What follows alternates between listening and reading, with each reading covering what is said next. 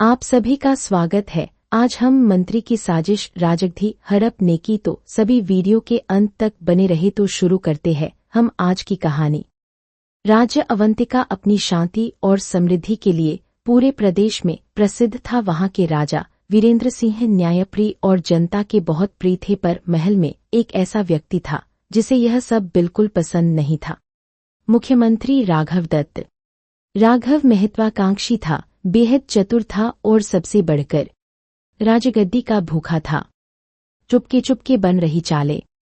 राघव रात के अंधेरे में महल के पिछले हिस्से में बने एक गुप्त कक्ष में किसी से बात कर रहा था। तैयारी हो गई? राघव ने धीमी आवाज में पूछा। परछाई में एक व्यक्ति बोला, जी मंत्री जी, सेना के कुछ लालची सिपाही हमारे साथ हैं, बस आदेश दीजिए। राघव मुस्कराया, एक खतरनाक मुस्कान। बस एक बार राजा को कमजोर कर तो फिर बाकी मैं संभाल लूंगा। इधर राजा वीरेंद्र को इस बात का जरा सा भी अंदाजा नहीं था कि जिसका राजदंड वह वर्षों से भरोसा करते आए हैं, वही उन्हें गिराने की तैयारी कर रहा है। अगले दिन राजमहल में शाही भोज था। राजा ने जैसे ही पहला कौर मुंह में डालने के लिए हाथ बढ़ाया, मंत्री राघव ने आवाज लगाई, महाराज पहले मैं चख लूं सुरक्षा के लिए। राजा मुस्कुरा दिए। उन्हें क्या पता था कि असली जहर खाने में नहीं, पेय में था। राघव ने अपने खास आदमी को इशारा किया। राजा का प्याला धीरे से बदल दिया गया।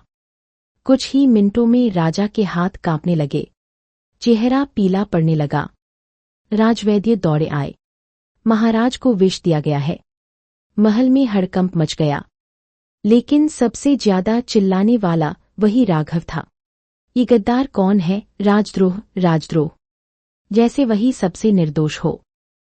राजा बेहोशी में चला गया, पर मरने से पहले उन्होंने राजकुमार अर्जुन को बुलाकर धीमे से कहा, महल में किसी पर भरोसा मत करना। ये सुनकर अर्जुन की नजरें सीधे राघव पर गईं। अर्जुन चुप था, पर उसकी आंखें सब कुछ कह रही थी। अर्जुन ने गुप्त रूप से अपने बचपन के दोस्त किरण को बुलाया, जो गुप्तचर दल का सबसे चतुर सदस्य था। कुछ तो गड़बड़ है भाई, अर्जुन बोला, और इसका सिरा राघव तक जाता है। किरण ने सिर हिलाया, मैं सब पता लगाकर लाऊंगा। रात को किरण उसी गुप्त कक्ष तक पहुंच गया जहां मंत्री अपनी साजिशें रचता था। वह दीवार की दरार से अंदर झांक रहा था। राघव बोल रहा था, कल सैनिकों को आदेश देना, राजा को मृत घोषित कर दिया जाएगा और जनता के सामने कहा जाएगा कि राज्य को बचाने के लिए राजगद्दी मुझे सौंपी जाए। किरण दहल गया। वह भागकर अर्जुन के पास आया। महाराज, ये साजिश सिर्फ आपको नहीं, पूरे राज्य को खत्म करने वाली है। अगले दिन महल में सभा बुलाई गई। राघव आगे आया। राजा विष के कारण अचेत है, राज्य असुरक्षित है, अब गद्दी मुझे। तभी सिंहासन कक्ष के दरवाजे जोर से खुले। राजकुमार अर्जुन अंदर आए, साथ में अपने निजी अंगरक्षक और सैकड़ों वफादार सैनिक। एक मिनट मंत्री जी, अर्जुन की आवाज गूंजी। आप कहीं जा नहीं रहे, बल्कि पकड़े जा रहे हैं। भीड़ में शोर मच गया। अर्जुन ने कहा, सैनिकों गुप्त कक्ष की तलाशी लो।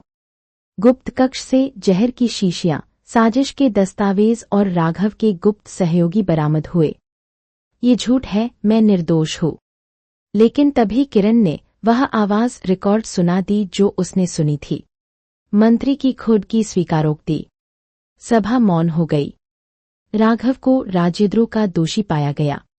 उसे उसी कालकोठरी में कैद कर दिया गया जहां कभी गद्दारों को रखा जाता था। कुछ ही दिनों में राजा के उपचार से स्वास्थ्य सुधर गया।